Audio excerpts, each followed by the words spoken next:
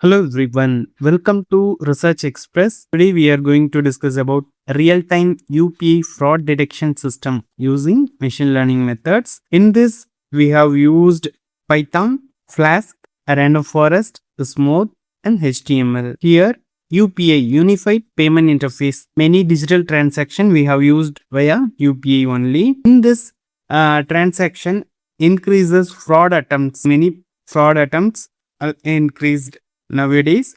In this traditional method, that is rule based system, cannot identify the all fraud patterns. Nowadays we can use machine learning methods to detect the fraud attempts automatically via this technique. The problem statement we have used here to identify whether a UPI transaction is genuine or fraudulent. These two problem statement we have used here. One is whether the transaction is genuine or it is fraud transaction. So while attempting the fraud transaction, it will indicate this is genuine or fraud. That is before the transaction is completed. This is the problem statement we have used here. Next, project objectives. First one, detect fraud transaction automatically. That is our main objective.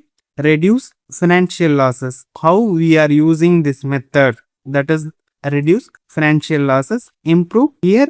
Reduce financial losses. Some fraud detection can be reduced via this method. Next, improve transaction security. Based on this, we can improve the transaction security for sending the money to one person to another. Next, provide a real-time prediction. We can predict how much fraud transaction can be done. Next, the developer user-friendly web application we have used here. The technology we have used here. First one, programming is Python. Machine learning method is random forest method, and it is compared to XGBoost. Data balancing we have used SMOTE. Web framework is Flask. Frontend we have used HTML. Dataset we have used this one, and model storage we have used this one, and we have used VS Code. Next, dataset information. Total transaction we have used here. This much transaction we have used here,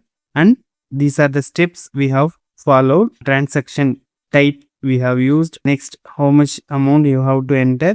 Before that, how much balance you have, and after that, while transaction completed, next the balance statement. Next, receiver balance before and after fraud detected or not. Our target is fraud is detected means it will shows the information. Next, data set pre-processing. Data, how we have pre-processed. First, we have to load the data and encode the transaction type, remove unnecessary columns, split dataset into training and testing. Next, apply SMOTE for class balancing. These are the preparation we have used here. Next, why SMOTE? Synthetic minority oversampling technique. Why we have used SMOTE analysis here? The problem we have used here, fraud transaction, if it is very few. Fraud transaction is per head is very few, but before SMOTE, normal transaction, for example, out of 1 lakh samples we have 10 lakh samples we have. Out of that, we have used here normal transaction. Fraud transaction is 535. In this machine learning method we are using, this percentage is very low when compared to overall transaction. The overall transaction with fraud transaction is very low. The machine learning method biased. Number of fraud transaction is very less. The machine learning methods couldn't find the ratio. For example, number of fraud transaction is high means they will predict much. If it is low means the prediction percentage will be very low. We are going for SMOTE. SMOTE creates synthetic fraud samples. Fraud samples, it will automatically create and develop the method for finding fraud transaction.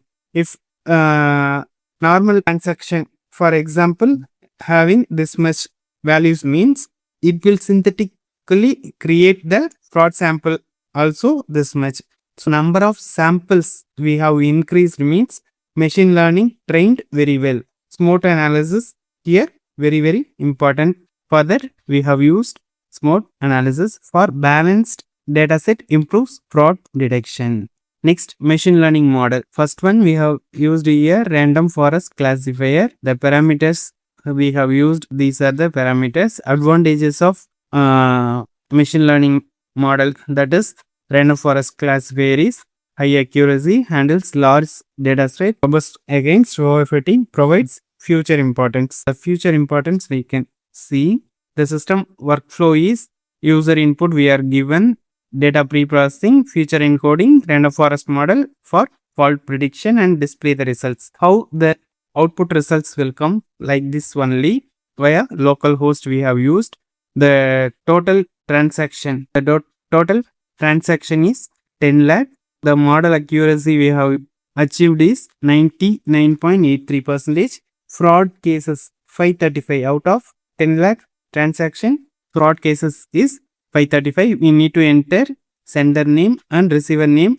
We know that if false fraud transaction means we have to enter the receiver name as unknown. Next, the payment type is transfer or cash withdrawal or anything. We can select it as while clicking the place. Next, transfer amount, for example 10,000. Before sending your balance, if you have 20,000, you can send 10,000. After sender balance 10,000 only, because the amount is reduced. Receiver balance before and after, these are the details we don't know. We can enter as 0. Flag fraud, yes or no. Normal transaction, it will know. If it is anything is higher amount, that maybe we can click as a flag fraud as yes. Next, click the analyze transaction. It shows it is genuine or fraudulent. Next, this is the future importance of random forest technique. Old balance, new balance, type we have used, amount, new balance, old balance. Then we can find the important score of the random forest technique. Here we have used model performance of random forest as well as XGBoost. We can use via coding. We can check it both response of random forest as well as XGBoost. Next, this is confusion matrix. So confusion matrix we can explain here. This is the confusion matrix. This is predicted class. This is actual class. In this here, this is true values. This is false values. In this we can see this is true negative.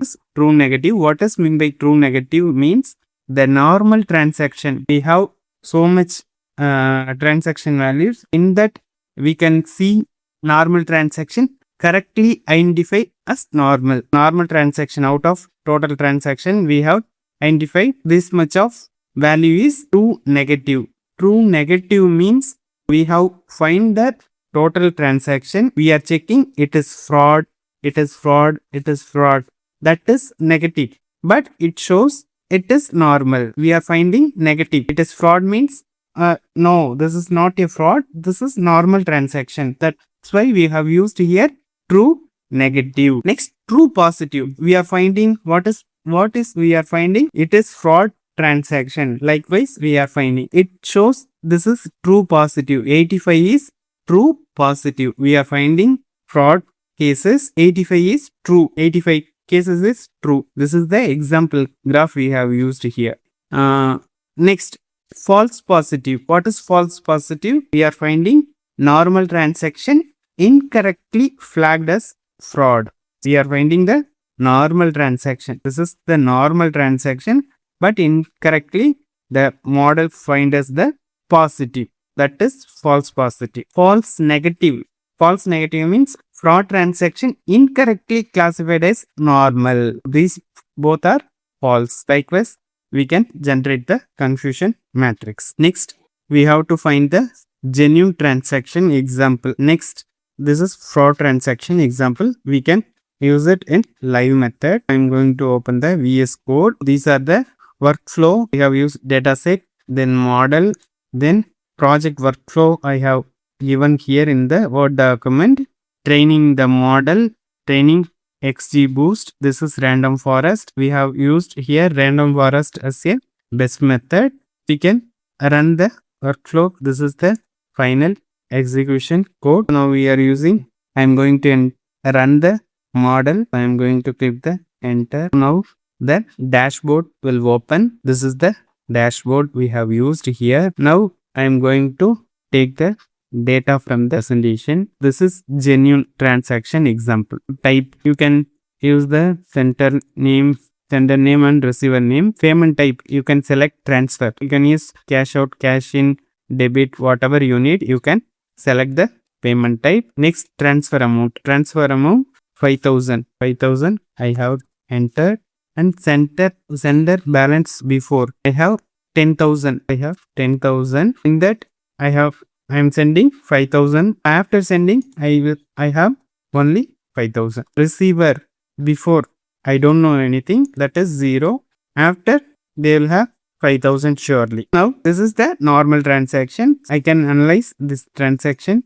It shows genuine transaction. Next, I am going to check the fraud transaction example.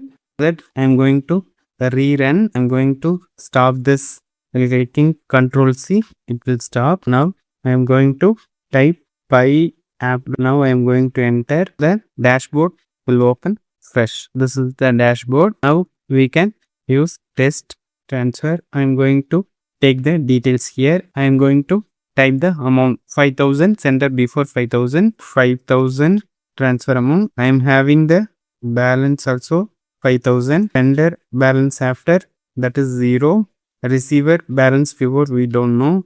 After that also we don't know how much. They will not keep the amount within the account. They will take the amount immediately. But our concept is, while using this much fraudulent, we will know this is the fraud transaction. They are trying our with our OTP like that. They have used means we can check it here.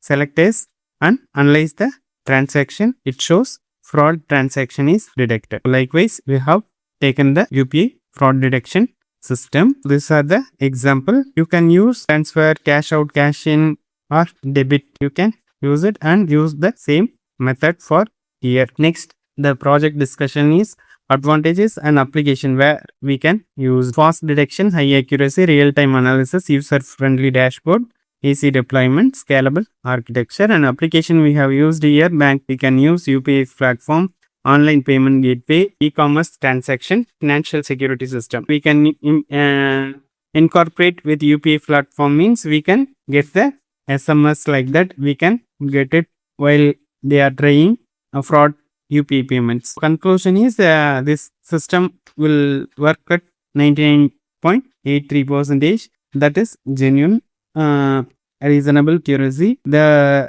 final result, it shows genuine and fraudulent using the web application we have used here. Future scope is we can use e-planning methods, live UPI integrations, SMS alert, or email notification, mobile application, cloud deployment.